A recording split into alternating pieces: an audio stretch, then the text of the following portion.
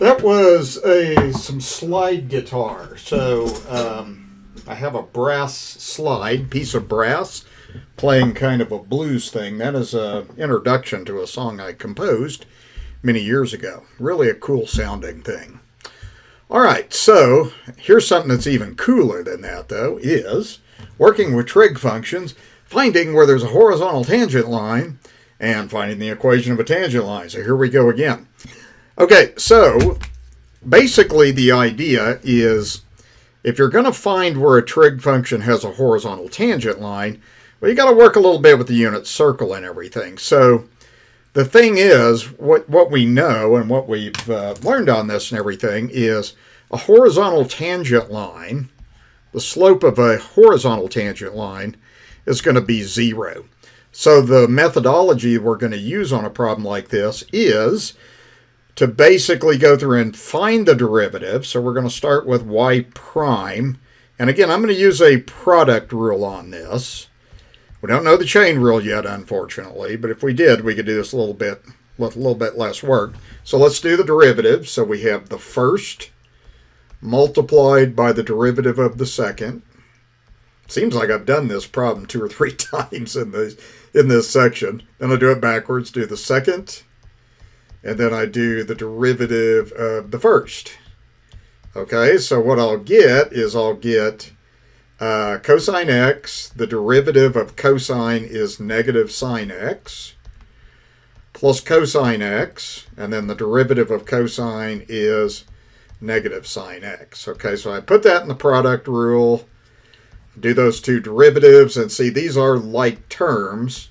So when I put this together, I'm going to have negative sine x cosine x minus another sine x cosine x. So what this does is this gives us the derivative, which is negative 2 sine x cosine x, like this. Now you could use an identity on this if you wanted to. I really personally don't think it's necessary to do that. What I'm suggesting is, you know that the sine of 2x is equal to 2 sine x cosine x. So, we could play with that identity, but it's easier to do this problem without this. So that's the first step, is to go ahead and do your derivative. Then the second step is to set this derivative equal to 0, and then we'll use the unit circle to solve this equation. Okay, so first of all, what I see on this is, well, that's a constant. Let's just get rid of the constant. That won't make any difference. So we end up here getting sine x times cosine x is equal to 0. Now this is factored. So what you're doing on this is now you got to go to the unit circle. You're going to set each factor equal to 0, and you're going to interpret what goes on the unit circle. So we're solving this on the interval 0 to 2 pi, meaning just one lap counterclockwise around the circle. So remember, the sine is the y value. So all we have to do on this is we have to figure out where is y0 in this interval, and there's 2 places that'll happen. One place will be at 0 radians, the other place will be at pi radians, okay? So what we're going to get is x equals 0, and we're going to get x equals pi radians, okay? And that takes care of that factor right there. So the next thing I got to do is I got to work with the other factor. I got to set the cosine of x equal to 0. And again, the way you look at this is the cosine on a unit circle is the x value. So essentially all we got to do is figure out where on the unit circle on the interval 0 to 2 pi is x0. There's two places.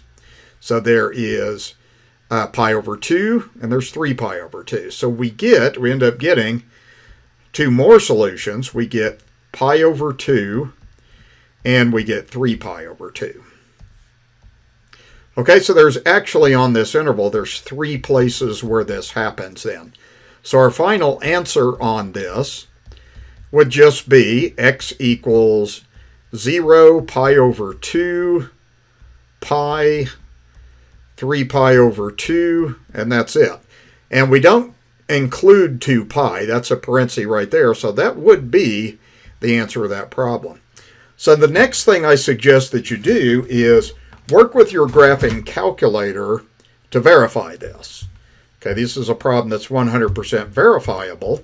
So what I'm going to do is I'm going to graph the function cosine squared x. And the way you put this in is you go parentheses cosine x, close parentheses, and then square that like that. Now we're going to graph it on the interval. So if I go to my window, I want to go from 0 to 2 pi.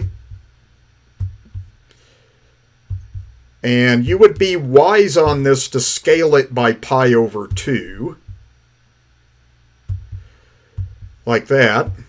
And then, a window on this, maybe we can do something like negative 3 to 3 and just kind of see what that looks like. We can adjust that if we need to. This is a cosine squared graph.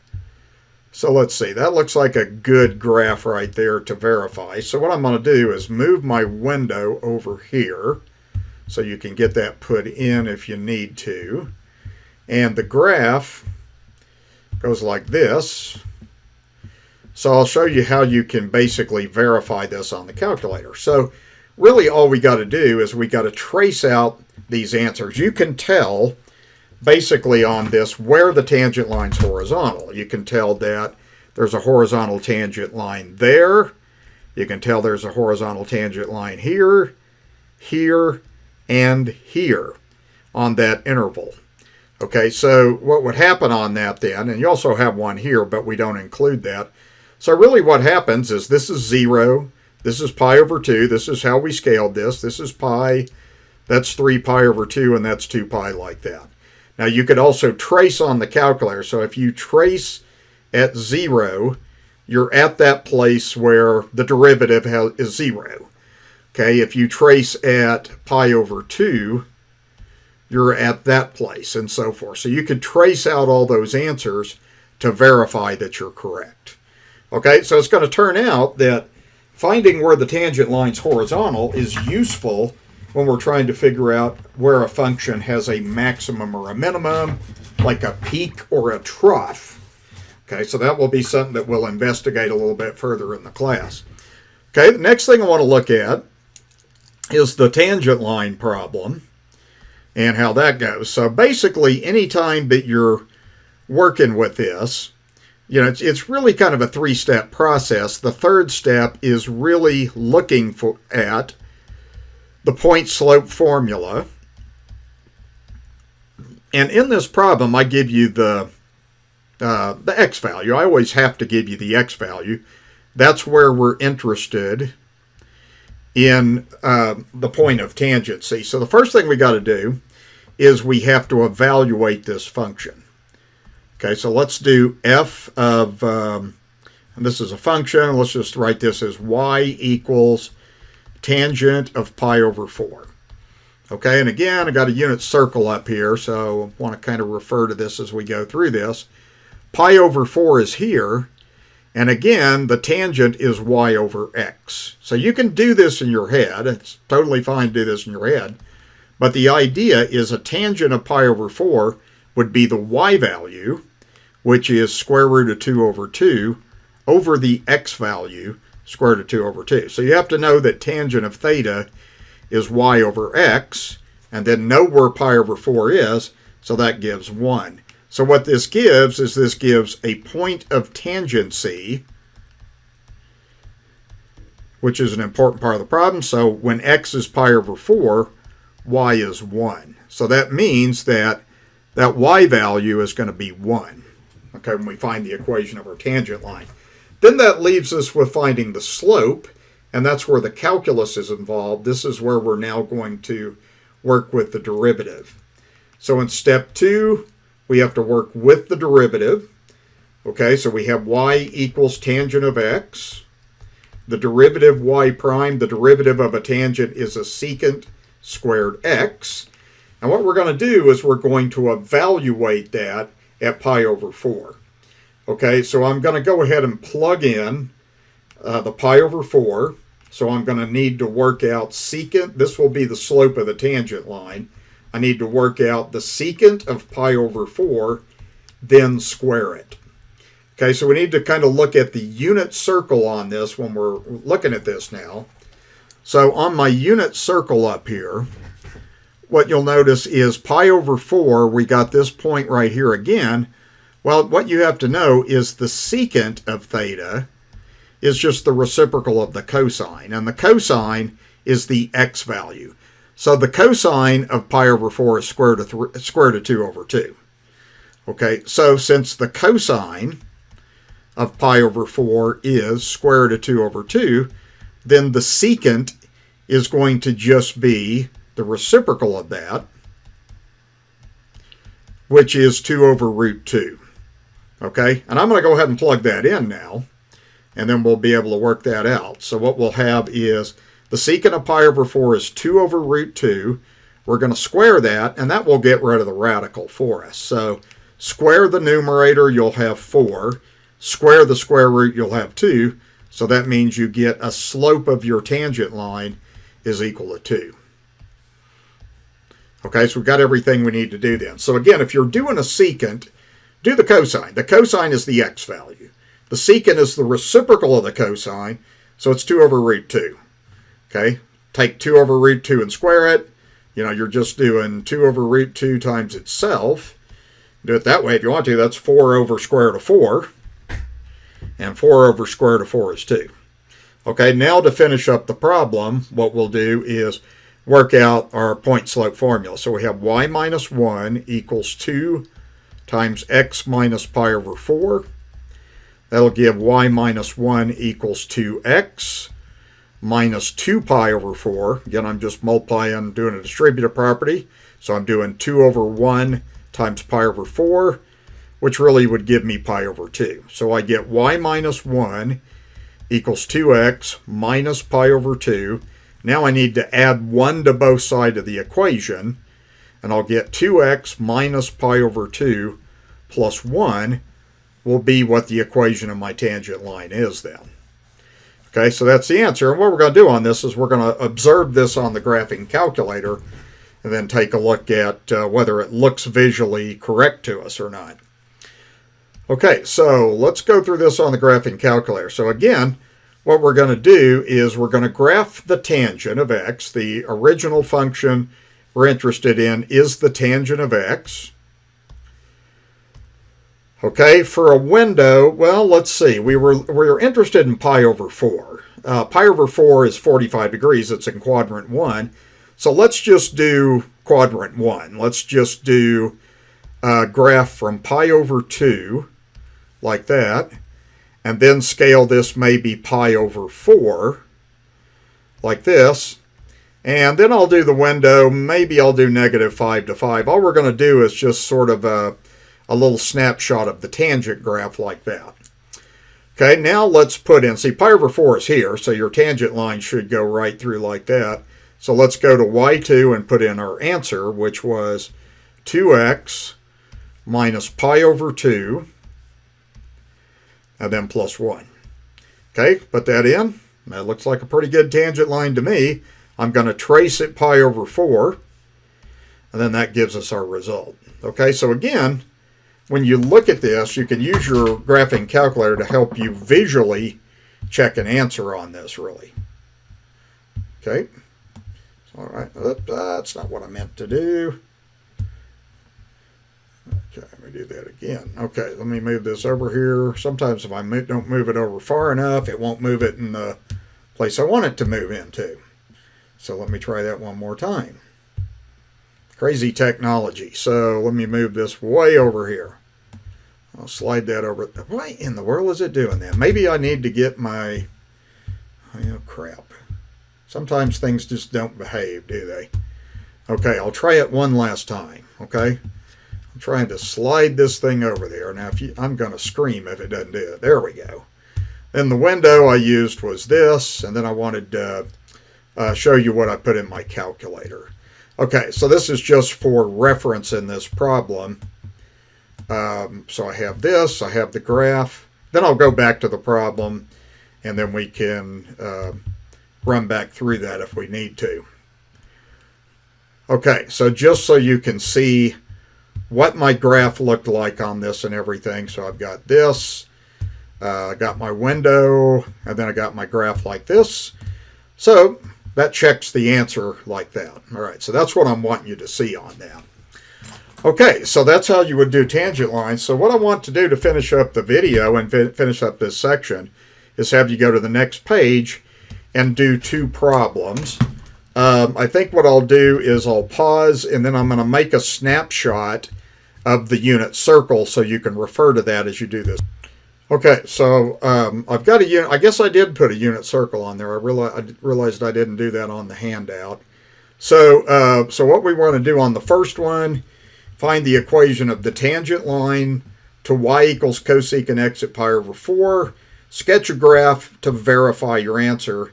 Then we want to find the values where x minus 2 cosine x has a horizontal tangent line. Then I also want you to graph that. So go ahead and work on that.